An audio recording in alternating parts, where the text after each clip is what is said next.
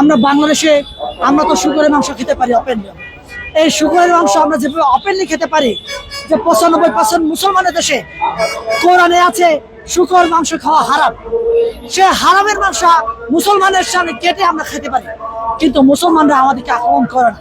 আমাকে ভারত থেকে একজন ফোন দিয়েছিল, আমাকে জিজ্ঞাসা করছিল যে ভাই, আমরা সোশ্যাল মিডিয়াতে দেখতে পাই বাংলাদেশে অনেক হিন্দু ভাই, খ্রিস্টান ভাই কিংবা আপনার পাহাড়ে যে সকল ভাই আছেন তাদের বিরুদ্ধে এই বাংলাদেশের মুসলমানরা নির্যাতন নিপীড়ন চালাচ্ছে, এটা কি সত্য কিনা?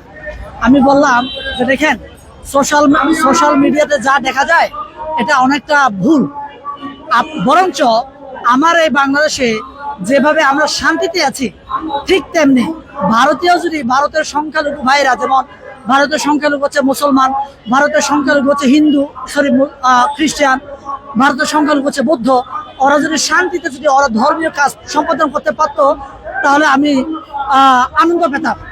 আমাদের বাংলাদেশে 95% মুসলমান, এই 95% মুসলমান যেভাবে করে আমাদেরকে আগলে রেখেছে, ঠিক তেমনি আজকে যদি ভারতে 95% হিন্দু হতো তাহলে ভারতের অবস্থা কি হতো আপনারা ভাবেন। যে ভারতে কোনো মুসলমান, কোনো বৌদ্ধ, কোনো খ্রিস্টান ভারতের মাটিতে আর থাকতে পারতো না। কিন্তু আজকে দেখেন, তারপরও আমাদের এই বাংলাদেশকে নিয়ে নানা ধরনের ষড়যন্ত্র, নানা ধরনের প্রপাগান্ডা হয়। আমি মনে করি যে ষড়যন্ত্র নানা দিক দিয়ে হচ্ছে। শুভেন্দু অধিকারী থেকে শুরু করে আপনার বিজেপি সরকার যেভাবে করে আপনার মুসলমানদেরকে নিধন করছে, মুসলমানদের উপরে নির্যাতন করছে, এটা আসলে আমি একজন মানুষ হিসেবে এটা ভাষায় প্রকাশ করার মতো না। এটা নৃশংসতা। এই নৃশংসতা যদি না থামে তাহলে এই পৃথিবীতে যে মানব জাতি বলে মানবিকতা আছে, এই মানবিকতা আসলে পৃথিবী থেকে হারিয়ে যাবে।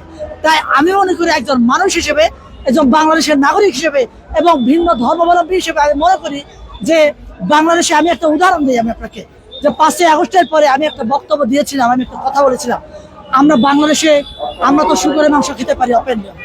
এই শুকরের মাংস আমরা যেভাবে ওপেনলি খেতে পারি, যে 95% মুসলমানের দেশে কোরআনে আছে শুকর মাংস খাওয়া হারাম, সে হারামের মাংস মুসলমানের সামনে কেটে আমরা খেতে পারি, কিন্তু মুসলমানরা আমাদেরকে আক্রমণ করে না।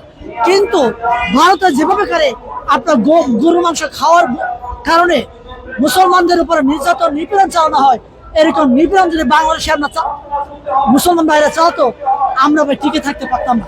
তাই আমি মনে করি যে ভারত যেভাবে করে নৃশংসতা চালাচ্ছে, এই নৃশংসতা বন্ধে আন্তর্জাতিকভাবে যে সকল মুসলমান রাষ্ট্র আছে, প্রত্যেকটা মুসলমান রাষ্ট্রকে একত্রিত হইতে হবে এর বিরুদ্ধে কথা বলতে হবে। তাহলে এখান থেকে মুক্তি সম্ভব। আমি কিন্তু দেখতে পাই যে অনেক মুসলমান রাষ্ট্র এই বিষয়ে কথা বলে না। আজকে আমাদের বাংলাদেশে 95% মুসলমান, এই মুসলমান ভাইরাও এই বিষয়ে কথা বলেন না। কেন কথা বলেন না?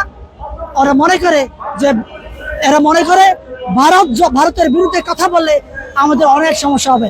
কি সমস্যা হবে ভাই? কি সমস্যা হবে আপনি আমাকে বলেন? আপনার ধর্মকে রক্ষা করার জন্য, এই পৃথিবীতে মানবতা রক্ষা করার জন্য আপনি যদি কথা বলতে ভয় পান, তাহলে আপনি কিসের মানুষ হলেন ভাই? তা আমি মনে করি যে সময় থাকতে আমাদের সকল সতর্ক হইতে হবে।